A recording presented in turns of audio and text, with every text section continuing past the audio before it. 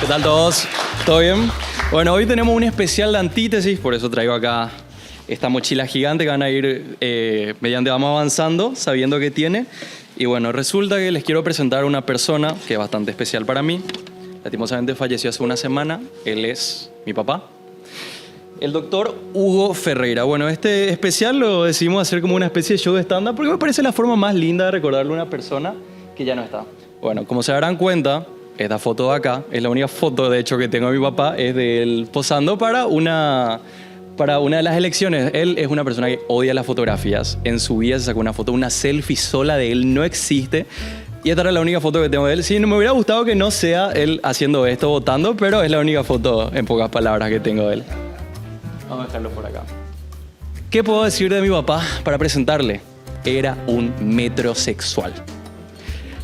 ¿Por qué? Bueno, hay una anécdota muy linda, bueno, no es muy linda, pero muy graciosa de mi papá que me había contado mi tío Raúl. Mi papá tenía 4 hermanos, él era el mayor. Estaban Raúl, Santi, Cacho, Sugar y el más alto de todos, el más mayor, que era mi papá. Bueno, resulta, ¿cómo llegamos al punto de que mi papá es metrosexual? Ahora se lo voy a explicar. Resulta que Raúl se estaba haciendo un sándwich un día. Era el menor de todos, o sea que era la víctima de la broma que todos sus hermanos mayores le querían hacer. Llega Sugar, el segundo mayor, y decide sentarse en la mesa y quitarle su sándwich y ponerse a comer enfrente de él y dice, gracias, me hiciste un sándwich, empieza a comer. Raúl, pichado, no sabía cómo encararle a su hermano, que era el segundo en la cadena alimentaria. Entonces, ¿qué hace? Se va junto a mi papá a buscarle y nota que se estaba bañando. Mi papá ese día, como todos los sábados, él iba de las 4 de la tarde hasta las 7 de la mañana, de las 4 de la tarde hasta las 7 de la noche a visitarla a mi mamá. Entonces, ¿qué hace Raúl? Se da cuenta que mi papá se estaba bañando y tenía toda su ropa tendida. Mi papá era una persona bastante humilde. Tenía un solo pantalón y una sola camisa. Mi papá había tendido eso en la cama, completamente planchado, con su zapato ilustrado. Y dice Raúl, ¿qué puedo hacer para vengarme de Sugar? Va y le arruga toda su ropa que estaba en la cama. Sale mi papá del baño, ve la cama con su ropa completamente arrugada. Lo primero que hace es explotar y ¿Quién puta acaba de arrugar mi ropa? Y va y le busca a todos sus hermanos buscando a ver quién le podía responder. Y en eso le encuentra a Raúl, que estaba sentado. ¿Qué pasó, Hugo? ¿Quién arrugó mi ropa? Ahora mismo me vas a decir. Entonces agarra, no sé, no vi. No, sí viste porque vos estabas acá sentado. ¿Quién entró a la pieza? No fuiste vos. No fui yo. Fue Sugar. Mi papá agarra, sale al patio donde estaban todos sus hermanos, le encara a Sugar, en toalla, por cierto, todo esto estaba haciendo en toalla. Le encara a Sugar y le dice, vos arrugaste mi ropa. Yo no arrugué tu ropa de mierda. Se empiezan a pelear, mi papá se tira encima de Sugar, le empieza a golpear. Raúl de fondo. Y termina ganando mi papá la pelea. Raúl contentísimo. Sugar, bueno, le explicó que él no fue, pero ya nadie le creyó porque ya se habían peleado. Ya había ganado mi papá, ya había terminado. Y esta es una historia que me terminó contando mi tío, bueno, en una de las muchas reuniones familiares que tuvimos. ¿Por qué les cuento esta historia? Porque me parece muy importante y que es como una especie de introducción a la persona que fue mi papá. Era alguien con sus valores muy bien definidos. Era un metrosexual. Le encantaba tener su ropa, era impecable. Él fue médico cirujano y siempre le gustó tener todo en raya, todo en orden. Y también, de paso, me sirve para introducirles un poco a la persona que era mi mamá, la que fue su esposa más adelante. Resulta que mi mamá, como quien diría, era una persona, en ese entonces le llamaban persona de sociedad. Era una chica que venía de una familia muy reconocida. Mi abuelo incluso era un hombre al cual muchas personas le decían patrón. Era alguien, bueno, que tenía sus negocios. Y mi mamá era la hija de don Epifanio. Era una persona muy reconocida y de hecho acá tengo una foto de mi mamá que les quiero presentar para que vean lo que era de joven. Miren, ella era mi mamá cuando era joven. ¿Nos parecemos? ¿Verdad que sí? No. Bueno, ella era mi mamá, era una chica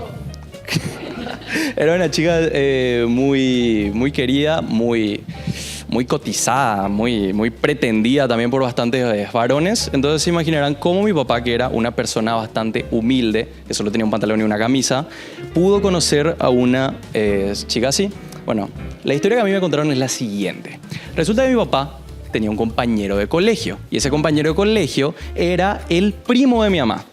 Entonces, gracias al primo de mi mamá, que era compañero de colegio de mi papá, en el cumpleaños del compañero de colegio de mi mamá, que era primo de compañero de colegio de mi papá, que era primo de mi mamá, se conocen.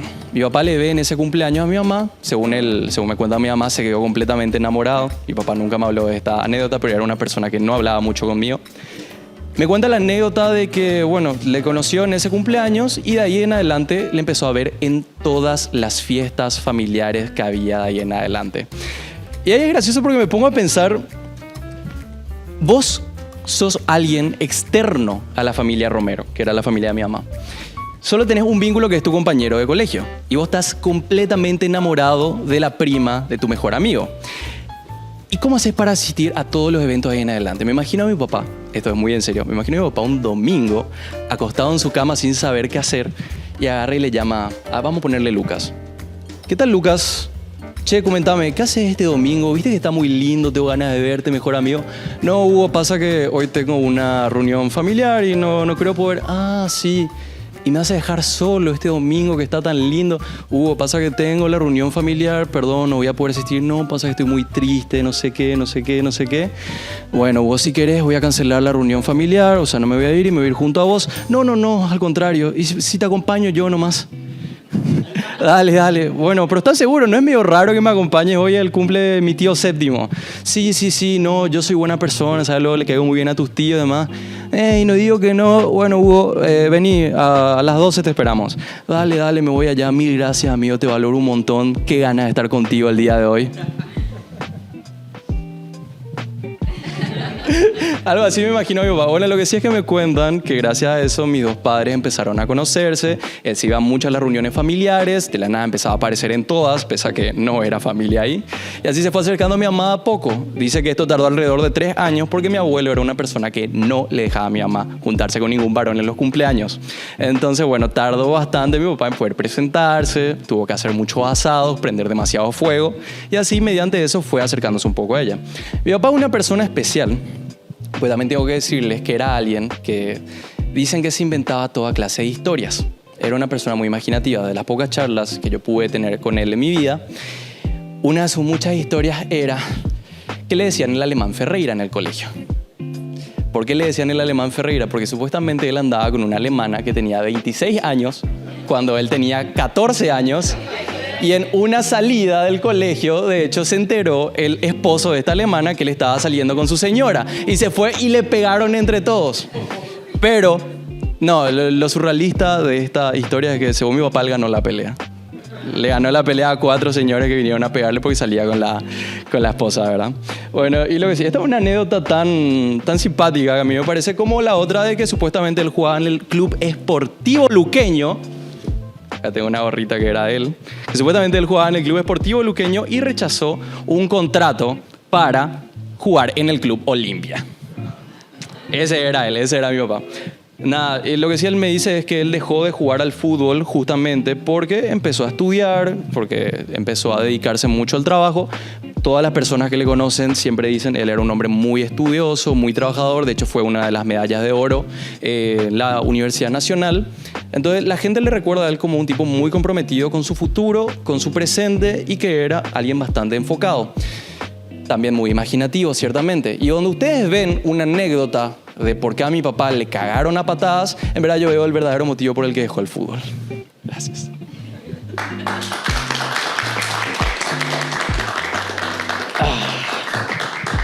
Lo que sí, les había comentado recientemente la historia, una de las muchas historias que era que la gente decía que mi papá era muy imaginativo. Cuando él llega a la universidad, cambia completamente su rol en el estatus social que existía antes, que era mucho más fuerte en el que existe hoy. Cuando mi papá era un joven, claramente fue muy rechazado por la familia de mi abuelo, porque, ¿saben? Una persona de sociedad que viene a ser humilde del barrio Sajonia con mi hija, era muy rechazado. Cuando él fue creciendo y llegó a la facultad de medicina, su rol cambió completamente, porque su presentación era distinta. Él ya era el estudiante de medicina que se quería recibir de cirujano. Entonces ya era mucho más aceptado él dentro de la familia de mi abuelo. Ahora, era aceptado dentro de la familia de mi abuelo, no así en su grupo de amigos. ¿Por qué? Porque era completamente rechazable que supuestamente el tipo humilde de Sajonia esté saliendo con la hija de Epifanio Romero. Ahora, ven esta foto de acá. Mi mamá en ese entonces, cuando fue adolescente, ella había ganado un concurso de belleza y se fue a competir en Nueva York, en representación del Club Los Leones. Entonces ahí mi mamá se hizo bastante conocida dentro de los grupos que tenían los perros, ¿verdad? Y nadie podía creer que mi papá supuestamente estaba saliendo con ella. Entonces, ¿qué hace mi papá? Bueno, primero pongámonos un poco en situación. Imagínense llegar, no... Me comentan que le molestaban mucho diciendo, ¿cómo está mi novia Blanqui? Le decían a mi papá cada vez que llegaba a la universidad. Che, ¿y qué te cuenta mi novia Blanqui? ¿Qué hay de nuevo con el señor Epifanio? Decirle que le iba a mandar la carne el fin de semana. Era como para molestarla a él y burlarse de que sus historias no eran reales. Entonces mi papá, en uno de los sábados que se va a visitarle, porque toda su vida solo le visitó sábados de 4 a 7 de la noche, en una de las veces que se va a visitarle, mi mamá tenía una pulsera de oro que tenía su nombre. Decía Blanca Romero en la pulsera.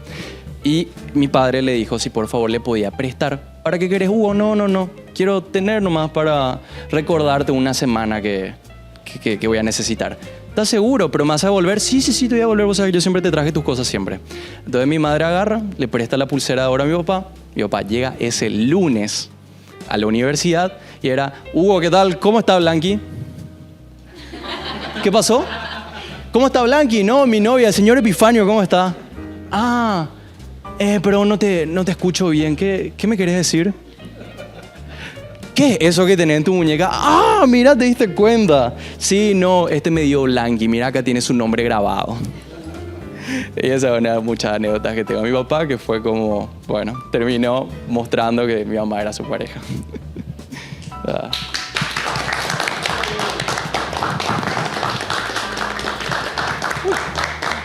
Y lo que sí, ya llegando a la parte que me incumbe, dentro de breve, lo que sí es que ellos dos crecen, terminan la universidad ambos. Ella terminó la universidad con 24, él terminó la carrera de medicina con 26, fue medalla de oro en la Universidad Nacional y él se quería especializar. Bueno, ya vamos a llegar a esa parte porque les quiero mostrar algo. Ni bien ellos terminaron la universidad cada uno, mi padre, fiel al romanticismo que tenía, le propone matrimonio a mi mamá. Y le propuso matrimonio con un libro, que es El Jardín del Profeta. ¿Qué tiene de especial y por qué traje esto? Porque en la primera página le escribió algo. Y me parece muy lindo mostrarle esto a ustedes. ¿Qué dice? Blanqui, eres el jardín en el que quisiera vivir toda la vida. Te amo. Le regaló esto. Él le regaló este libro y con este libro le propuso matrimonio. Ellos no tenían mucho. Sí, mi mamá venía de una familia bastante, bueno, que no le faltaba nada. Pero claramente mi abuelo siempre tuvo el dicho de que vos elegís la vida que querés vivir y vos te vas a esforzar por esa vida. Entonces tampoco es que tenía la vida resuelta, ¿no? Al contrario, mi papá tuvo que trabajar un montón, estaba todo el día de guardias, incluso él mismo iba a los hospitales y se ofrecía, no, pero no tenemos nada para aparte, no importa, limpio el piso, pero si sos médico, no importa, limpio el piso y ya después vemos qué me pueden dar. Mi papá era una persona muy trabajadora. Así logró hacerse de camino y incluso llegó a tener una especialización que tuvo que cursar en el Brasil. Cuando él y mi papá van a Brasil, mi mamá ya estaba embarazada de mi primera hermana que se llamaba Patty y fue, según me comenta mi mamá, una de las experiencias más duras que tuvo cuando estuvo con mi papá. Porque él salía del departamento, un departamento muy chiquito que le habían dado a mi papá allá en Brasil, salía de las 5 de la mañana y volvía todos los días a las 9 de la noche. Y mi mamá estaba criando un bebé, estaba embarazada de un bebé y estaba llevando adelante su maternidad completamente sola. Porque no había plata para niñera, no había plata incluso para tener la heladera llena todo el día. Mi papá no ganaba plata en su especialización. Y si ganaba muy poco por una beca que tenía. Y lo poquito que mandaba así mi abuelo cada tanto para echarles una mano. Cuando mi hermana tenía 6 meses, agarra y bueno, mi mamá le dice a Hugo, se llama mi papá, Hugo, yo ya no puedo seguir acá, voy a tener que volver a Asunción, me siento sola todo el día, no tengo quien me acompañe y vos estás trabajando, yo te apoyo mucho en lo que haces, no quiero que creas que no, pero en estos 3 años que faltaban de su especialización, yo no te voy a poder acompañar porque es muy difícil la vida que tenemos acá. Al menos allá yo me puedo ir a casa de mi papá, puedo vivir allá, no me van a dejar para faltar nada. Y mi papá le intenta convencer de que no, que se queden, que van a superar todo esto juntos. Pero mi mamá estaba decidida en poder garantizarle a su hija, al menos, que nazca bien. Entonces mi papá acepta que su esposa se iba a terminar yendo. Y cuando mi mamá vuelve, en el primer mes, él le manda una carta a ella, que es esta. Le escribió 2 cartas, pero es la misma. Una está escrita en portugués y otra en español. ¿Por qué quiso escribir en 2 idiomas? Yo, hasta donde sé, mi mamá no habla portugués. Seguramente quería lucirse que sabía hablar portugués nomás. Bueno. Pasaré por este mundo una sola vez. Haré todas las buenas acciones que pueda practicar y todas las gentilezas que pueda dispensar. A cualquier ser humano no deben ser postergadas. Debo de aprovechar este momento, pues nunca volverá a pasar. Y nunca volverá a pasar yo tampoco por este camino. Con este poema, mi papá le decía a mi mamá que él se iba a quedar a terminar toda su especialización allá en el Brasil. Fue simpático porque no pasó ni un mes y le escribió esta otra carta que son 4 páginas llenas donde le decía que no iba a volver. Que ya iba a volver, que no aguantaba más en el Brasil. Que le pedía perdón por haberle dicho que se iba a quedar allá y que exactamente ya no aguantaba y que quería verla a su hija. Entonces, bueno, eso fue algo que tiene. Mi papá decide volver a Paraguay. Mi hermana en este plazo donde mi mamá viajó a Paraguay y él estaba entre que se decidía no, que fueron como 3 meses entre que se decidía volver otra vez. En ese periodo nace mi hermana. Cuando mi papá estaba volviendo al país, se va al aeropuerto que estaba hacia Foz de Iguazú y así tenía que cruzarse acá y venir hasta Asunción. Se va y le busca a mi tío. Mi papá no tenía cómo pagar su pasaje, porque repito que él no estaba ganando mucha plata y lo que estaba ganando era de la beca que él tenía para vivir allá. Entonces le pide a todos los médicos del lugar, del hospital en el que él estaba dando su especialización, que por favor le ayudaran con algo para así poder costear algún gastito de su hija que estaban haciendo, su viaje, su pasaje, y consigue una buena cantidad de dinero que él quedó en devolver después. Él vuelve va hasta Foz de Iguazú y hasta ahí cruza Asunción. Cuando él estaba volviendo con mi abuelo, su papá, el papá de mi papá, que es Tati se le dice, cuando él estaba volviendo, agarra y le pregunta, Hugo, ¿pudiste conseguir la plata? ¿Tenés? Tu hija nació, es hermosa, una hermosa nena. Estaban conduciendo a toda bala y mi papá lo único que quería era llegar y ver a su hija. Y en eso, sí, tengo toda la plata. Se había olvidado la plata en el aeropuerto. ¿Qué es lo que hacen en ese preciso momento? Dan la vuelta.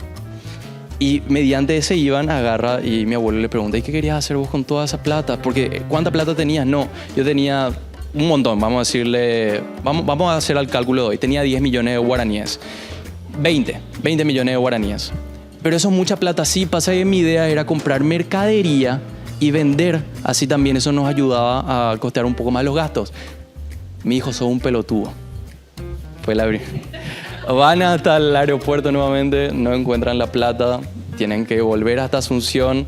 Imagínense ya mi abuelo que tenía sus problemitas con mi papá de que no aprobaba del todo el matrimonio. Llegar y sin un peso. Mi mamá tiene que vender el vehículo que yo utilizaba, que tengo entendido que era un vehículo de mi abuelo otra vez. Entonces él se molesta mucho, pero terminan, pagando todos los gastos de que fue de mi hermana. A ellos les sobró un poquito más. Luego mi papá, a partir de este punto, ellos tuvieron otros 4 hijos que vendrían a ser Gaby, Hugo, Marcelo y yo, que fui el menor de todos.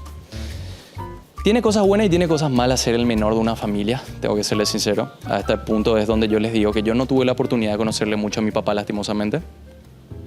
Desde que yo soy chico, tengo el recuerdo de él trabajando todo el día. Desde las 7 de la mañana, que él se iba al hospital, ya mi papá, tengo que decir, fue un profesional muy reconocido, fue director de emergencias en IPS y también fue uno de los fundadores y directores del SEME, el Servicio de Ambulancia Nacional. Fue una persona que recorrió todo el mundo, estuvo en toda clase de congresos, fue un profesional que se capacitó y fue alguien que llegó a ser una persona muy grande. Obviamente que tu padre es una persona muy grande significa que no tiene tiempo para estar en la casa, no tiene tiempo para jugar con los hijos. Nunca nos faltó nada, pero yo siento que a mí en mi infancia me faltó un papá. Desde que yo tengo memoria, él siempre estuvo fuera. Y las veces que él venía a casa, tengo que decir que él estaba de lunes a viernes de 7 a 9 de la noche, pero, por ejemplo, los martes hacía guardia, de martes a jueves. Entonces, entre martes y jueves yo no le veía a él. Lo que sí es que él termina creciendo bastante. Las veces que yo le veía a él, tengo que decir, por la noche, él estaba tomando alcohol y estaba fumando cigarrillos. Era una costumbre que él tenía, casi una adicción que fue creciendo con el tiempo. Llega el año 2020, llega la pandemia, él tiene una ACV.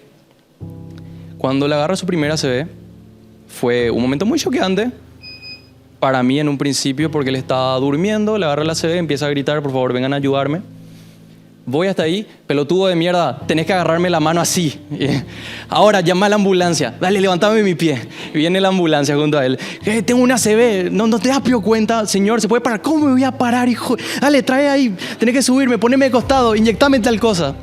Técnicamente mi papá solía decir que él se curó a sí mismo de su primera ACV.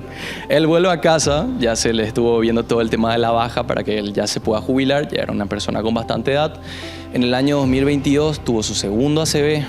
Ese también logró superar, pero ya le dejó con algunos cuantos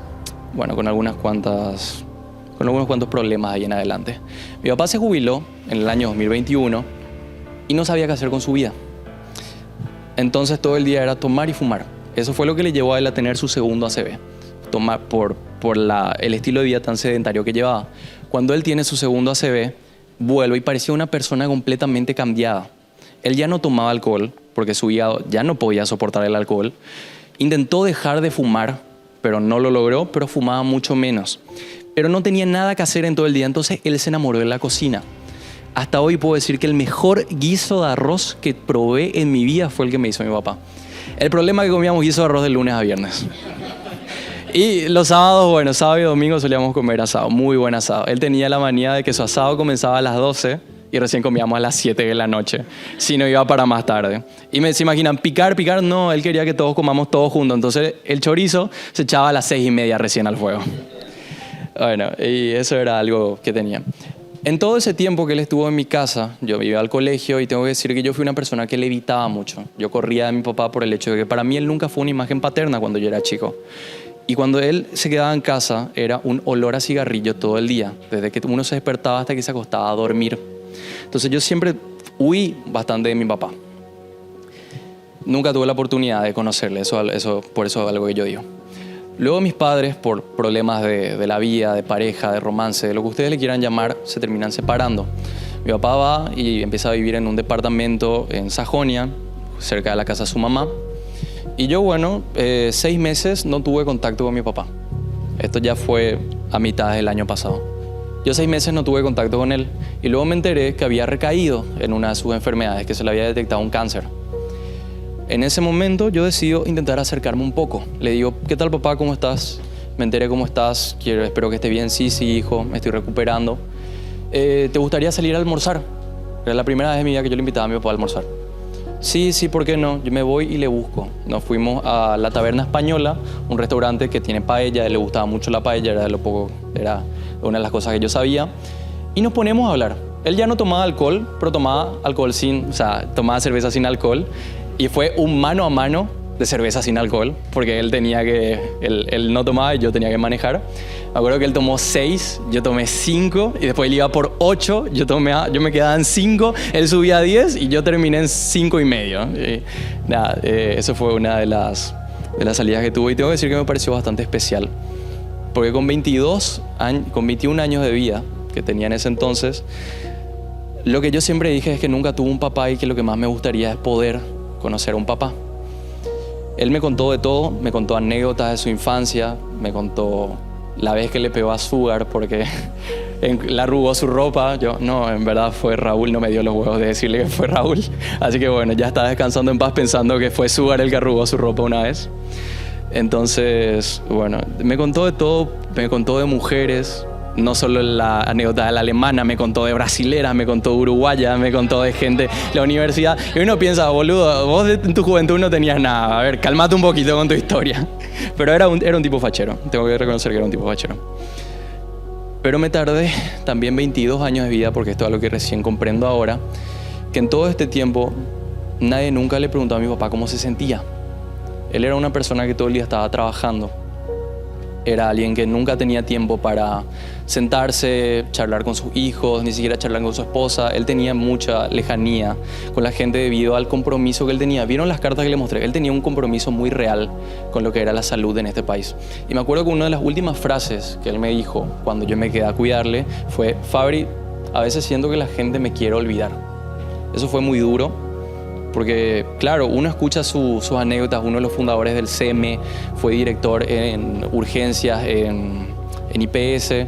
Entonces es un hombre que dedicó toda su vida a la salud, dedicó toda su vida a formarse, a intentar ser un profesional y nunca hay nada, tipo, no hay ninguna especie de diario, no hay ninguna entrevista. Tengo que decir, él era una persona muy discreta, pero ahora que falleció hace una semana, yo no vi que nadie, aparte de, bueno, sus amigos que se acercaron al velorio, hayan pronunciado. Él fue uno de los primeros traumatólogos, médicos, cirujanos especializados en trauma en nuestro país. Y yo no vi que nadie hablara de eso. Por eso me pareció importante hacer esto. Tengo que decir que, bueno, la última semana, él falleció hace una semana atrás. Hace 2 semanas atrás, él había recaído de un problema de salud que tenía con su cáncer. Le habían internado. Ahí nos enteramos que volvió a tomar. Cuando él se internó, nos dimos cuenta que a él se le internó por un problema que tenía en su rodilla. Estaba tomando, entonces resulta que se resbaló mientras estaba en la ducha, se golpeó muy fuerte y se lastimó la pierna. Se le derivó a urgencias y en urgencias se detectó que, Hugo, tu problema en la pierna no es lo más grave que tenés. Tenés un problema muy grande en tu corazón y tenés que quedarte acá porque estás urgente, o sea, estás muy delicado. Mi papá, fiel a lo que él es, agarra y le dice, no, yo me voy a ir a mi departamento. Toda la familia se preocupa, llevábamos ya 6 meses pendientes al estado de salud que él tenía. Estos 6 meses él se lo ofreció varias veces, papá, vuelve a casa, quédate con nosotros, acá te vamos a cuidar, vamos a atenderte. Él no quería venir. Luego cuando se enteró que, bueno, su estado de salud era muy delicado, él quiso quedarse allá en su departamento, no quería venir a casa. Mi mamá incluso fue hasta el hospital y le dijo, Hugo, yo sé que vos no me querías ver. Mi mamá me comenta que la cara de él brilló cuando le vio a mi mamá después de tanto tiempo. Hugo, ¿cómo estás? Por favor, volvé a casa, acá te vamos a cuidar, vos estás delicado, te lastimaste la rodilla y encima tenés un problema. Yo me voy a ir a mi casa. Y el doctor insistiendo en que se tiene que internar. Él firma un acta donde reconoce que no se va a internar, que es responsabilidad suya. Mi mamá le intenta convencer hasta lo último que se vayan a casa. Él termina yéndose hasta su departamento nuevamente. Yo le acompañé el día anterior a que él fallezca. Él quería seguir tomando. Él fumaba mucho. Su departamento tenía un olor a cigarrillo tremendo. Y él me acuerdo que él me dijo que quería que le prepare un whisky cola.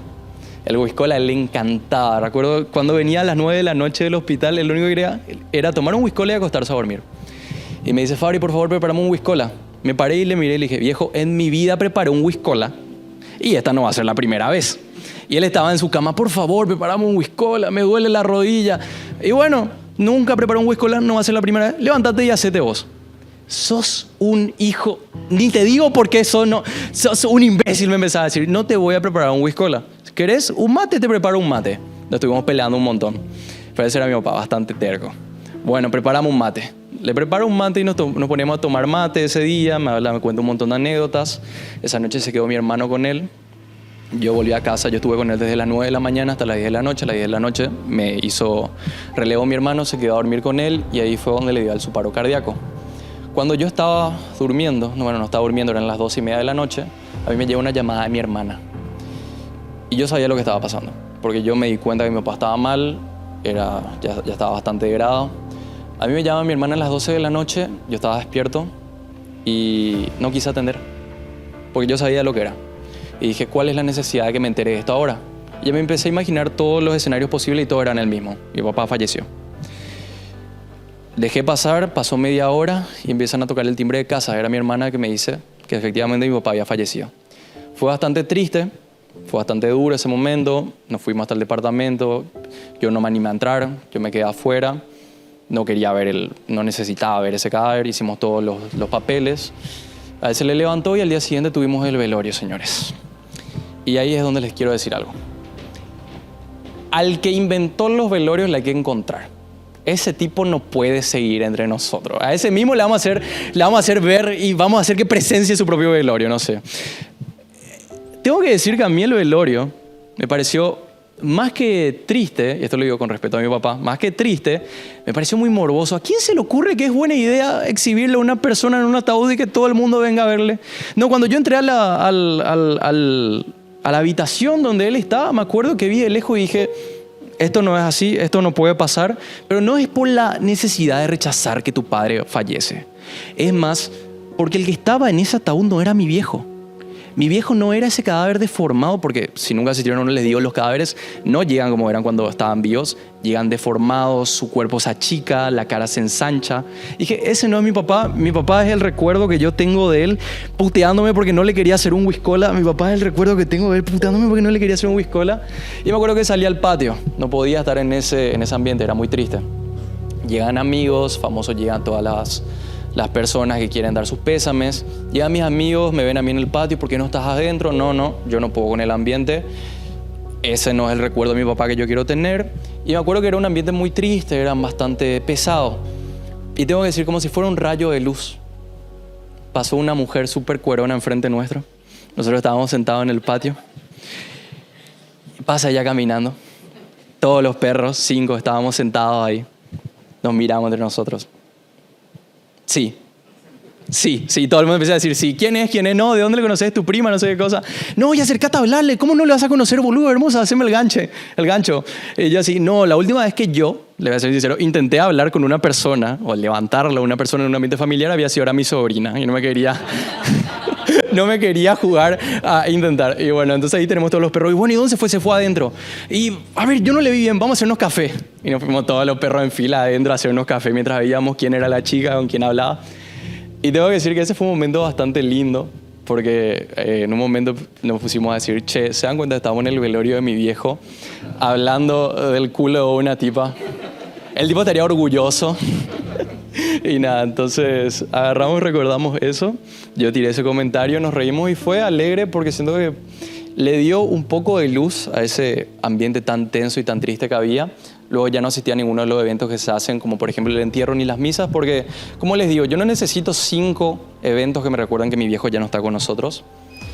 Al contrario, yo prefiero recordarle siempre con la alegría que él tenía, con la persona que él fue. Y era la forma en la cual estoy dispuesto a seguir recordándole como una persona imaginativa, alguien que dio mucho por la salud de nuestro país. Y si hay algo, que con esto quiero terminar este show. Hay una música, ya le veo riéndose, sí, practiqué. Hay una música que a mí siempre me recordó a él, es un artista español, la música se llama En Paz. Lastimosamente yo nunca tuve la oportunidad de decirle, ni siquiera sé si él sabía que tocaba el ukelele, porque era algo que hacía muy a escondidas.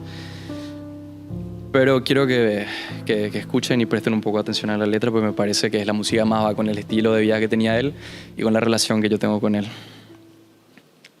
Enfermo entre tus dudas, de derretirte en mis porqués, de retinas impregnadas por cada pérdida de fe.